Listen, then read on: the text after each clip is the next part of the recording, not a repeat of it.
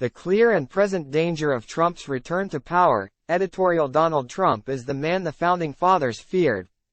Alexander Hamilton envisioned a demagogue in the White House with uncanny precision in 1788, a man with talents for low intrigue and the little arts of popularity. To keep somebody like that far from power, Hamilton wrote in Federalist 68, was one reason to elect the president through surrogates in the Electoral College, not by voters directly. That, he wrote, affords a moral certainty that the office of president will seldom fall to the lot of any man who is not in an eminent degree endowed with the requisite qualifications. The electors became figureheads almost from the start, and modern technology that Hamilton could not have imagined has enhanced those little arts of popularity. Because the Electoral College is unmoored to the national popular vote, it has produced 5 presidents whom the majority of voters opposed, including Trump in 2016. A year from the election, the latest polls predict Trump would beat President Joe Biden next year in 5 of 6 critical swing states, enough to make him president again regardless of the popular vote. This is the gravest danger this nation has faced since the Civil War. Trump's election would inaugurate a dictatorship.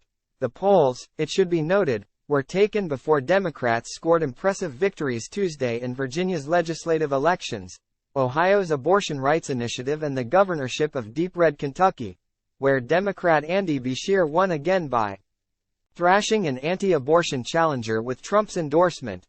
Reproductive choice has prevailed in every election where it has been an issue since the 3 justices whom Trump appointed were instrumental in the overturning of Roe v. Wade. If Biden finds a way to ride that wave, he will win next year. If not, Trump's past conduct in the White House and the coup he attempted to stay there leave no room to doubt how he would abuse the powers of the presidency next time. Trump's tyrannical intentions are apparent in his preparations to use the Justice Department to take revenge on his entire enemies list, including Biden and his family, former Attorney General Bill Barr, who refused to help him steal the election, and General Mark Milley, the former chairman of the Joint Chiefs of Staff, whom Trump insinuated should be put to death. Trump has claimed that the Constitution lets a president do whatever he wants. He's talking again of using the military to suppress civilian protests. He has openly envied the authority wielded by tyrants in Russia, China and Egypt. 9 of Trump's predecessors departed gracefully after losing re-election bids. John Adams renewed a friendship with Thomas Jefferson, who defeated him. George H. W. Bush befriended Bill Clinton. Time equals 400 Ms. greater than Trump craves revenge. His conduct in office vividly fulfilled the warning that Mitt Romney wrote to Chris Christie in the 2016 campaign.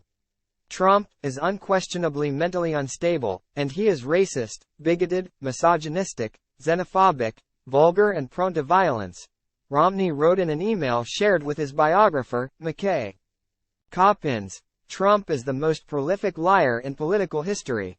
So many of his admirers believe his fable about the last election that few of the Republicans in Congress, who mostly know better, have the guts to refute it or to deny him anything. His ego is so immense that he not only boycotts his party's primary campaign debates, as in Miami Wednesday night, but he stages competing events to upstage them. In nearby Hialeah, polls do suggest that Trump's conviction on some of the 91 felony charges he faces could cost him the election. The question is whether that can happen soon enough. Time equals 400 Ms. greater than the menace of Trump is more than the man. The worst of it is that anyone would still vote for him, knowing what he is and what crimes he's accused of committing.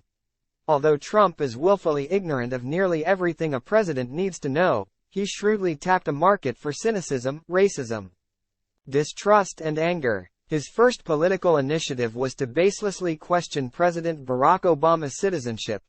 Trump has made it acceptable to embrace your worst self, remarked Stuart Stevens, a political advisor to Romney and other Republicans. Public opinion is historically fickle and often unfair. Trump voters perceive the economy as sick when it is robust. They think America is weak when it is strong. They blame Biden for an immigration crisis when Congress has failed for decades to consider comprehensive solutions. Nearly 3/4 of all voters say Biden is too old for a second term, but only fewer than Half say the same of Trump even though he is only 3 years younger, obviously less physically fit, and often astoundingly irrational. The reason may be as simple as the difference between the bluster and bombast of Trump and the soft-spoken style of Biden. Between a bully and a gentleman. Biden speaks about repairing things. Trump breaks things, and given 4 more years, there's no telling what he would do.